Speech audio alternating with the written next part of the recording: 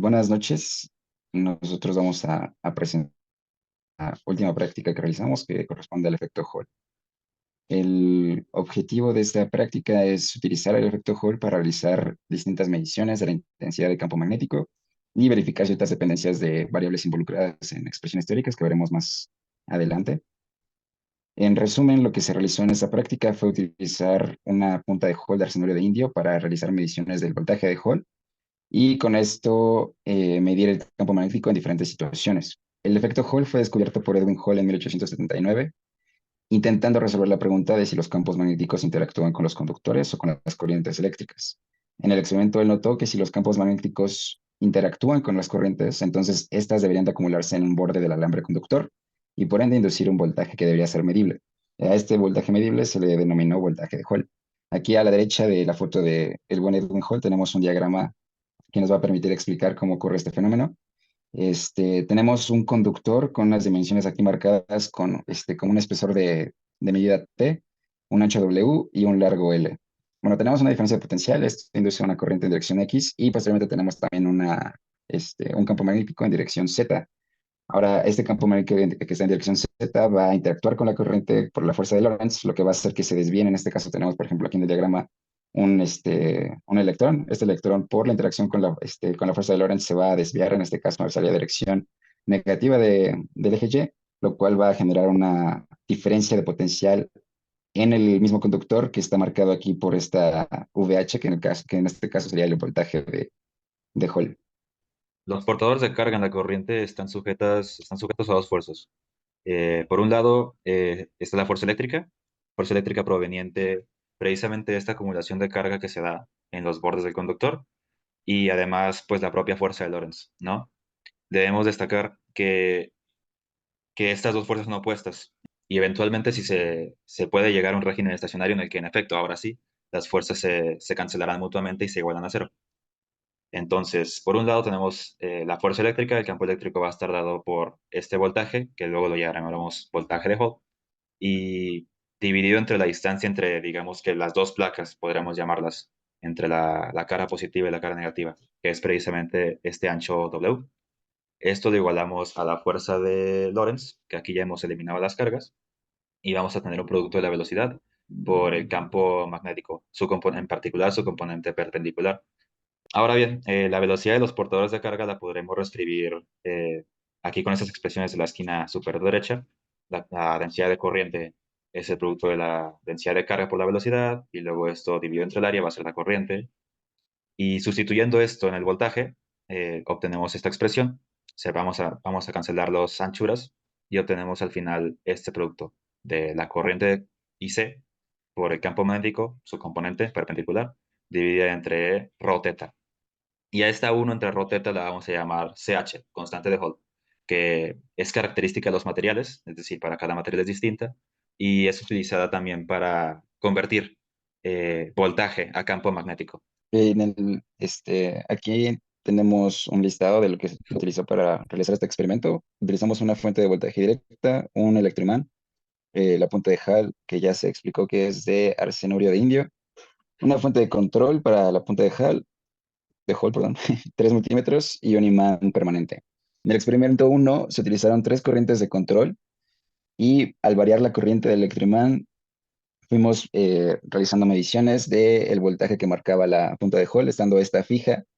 Se colocaba de hecho a la mitad del electroimán y bueno, lo único que se hizo fue justo eso, ir variando la corriente del electroimán y tomando mediciones.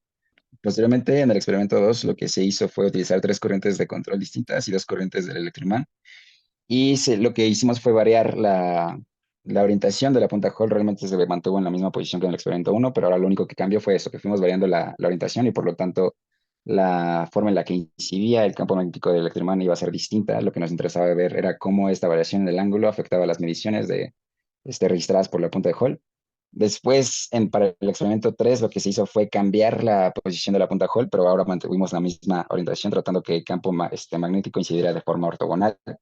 Esto con intención de mapear el campo magnético inherente al electroimán. Lo que hicimos fue tomar un cuadrante del electroimán e ir moviendo la posición de la punta Hall para tener distintas mediciones y finalmente graficar para ver cómo es que se ve el campo magnético. Posteriormente, en el experimento 4 lo que hicimos fue cambiar la posición de la punta Hall con respecto al imán permanente. Utilizamos dos caras de este imán, la cara frontal y lo que nosotros le llamamos el canto, y básicamente lo único que hicimos fue nuevamente tomar como un grid de estas caras e ir realizando mediciones en diferentes posiciones de este grid. Y ya finalmente en el experimento 5 lo único que hizo fue cambiar la distancia de la punta de Hall respecto al imán permanente para ver cuál es el comportamiento del campo magnético cuando nosotros vamos aumentando dicha distancia.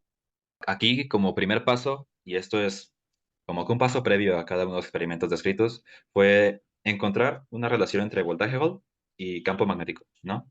Y para esto, bueno, se usa un poco de trampa, porque pues usamos ahora que sí que es un Gauss-metro, y un Gauss-metro no es nada más que otra punta Hall ya bien calibrada.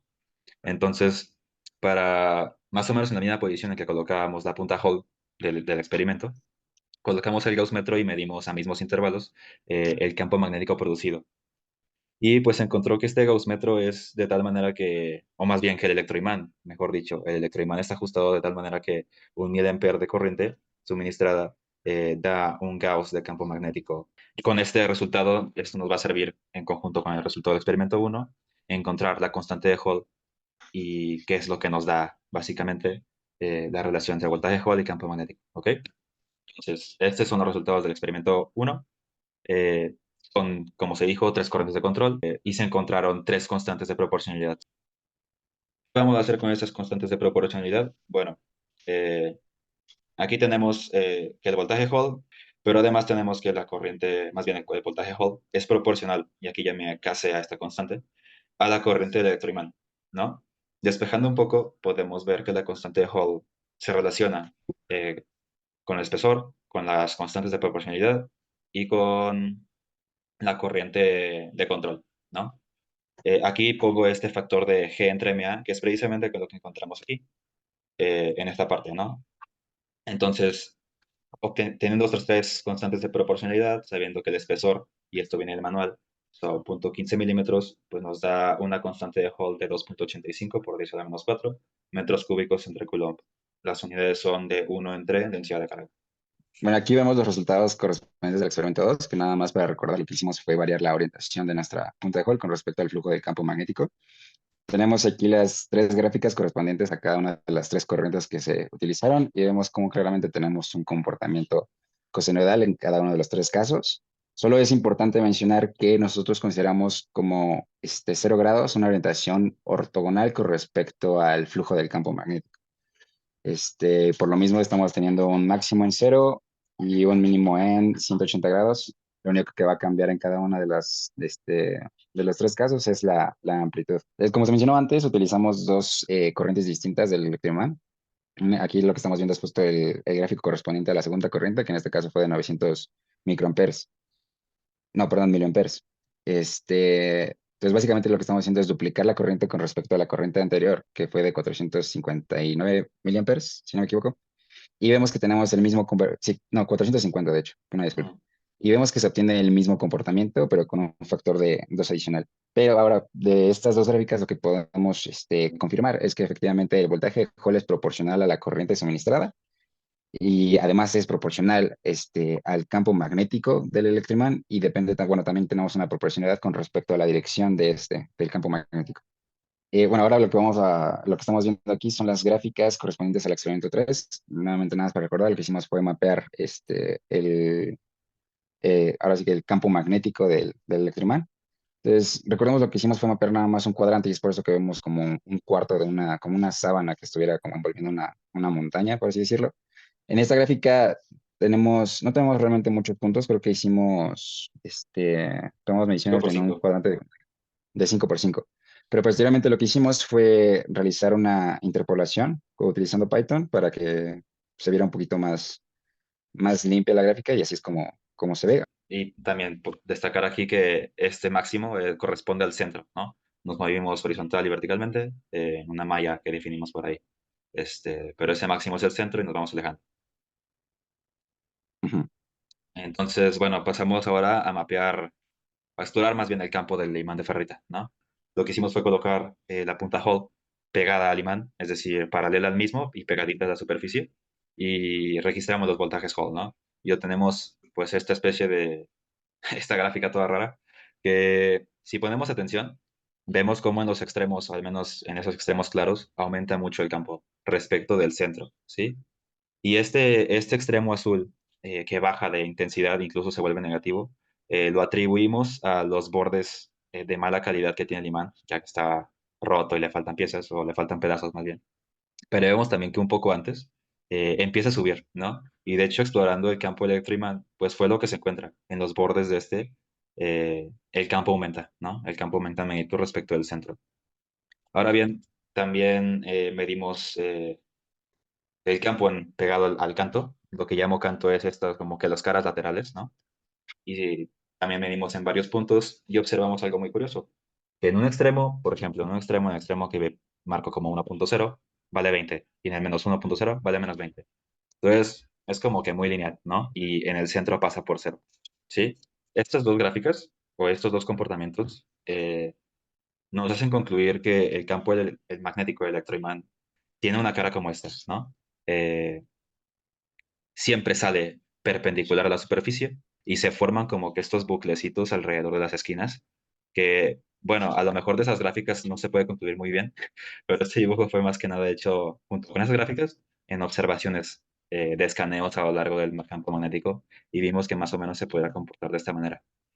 Bueno, aquí estamos viendo los resultados correspondientes al experimento número 5, que recordemos lo que hicimos fue variar la distancia de la punta Hall con respecto al electroimán, perdón, al imán permanente. En el lado izquierdo lo que tenemos es la gráfica correspondiente a mediciones de el frente del imán permanente. Lo que hicimos básicamente fue nada más ir aumentando la altura que tenía la punta Hall con respecto al frente del imán. Este, y lo que hicimos fue ajustar a nuestras mediciones dos funciones distintas. Una fue un ajuste a una función de 1/r y el otro ajuste fue de 1/r cuadrada. En la de la derecha es lo mismo, nuevamente nada más mediciones de voltaje de Hall contra distancia. De estos experimentos, en particular los primeros dos, pues podemos corroborar que el voltaje Hall es proporcional al campo magnético y a la corriente de control de la punta Hall, ¿no? Y que además la punta Hall es un instrumento pues muy útil para mapear un campo magnético. Del experimento 2, recalcar que efectivamente existe una dependencia entre el ángulo de incidencia del campo magnético y el voltaje de Hall. Y el voltaje de Hall disminuye en función de la distancia, presentando un decrecimiento con 1/r cuadrada. Y estas son las referencias. Bueno, pues espero les haya gustado. Suscríbanse y la.